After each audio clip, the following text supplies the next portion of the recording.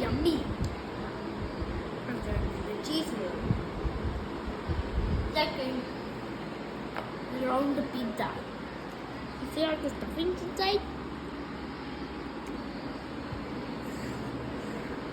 It's a homemade pizza ball.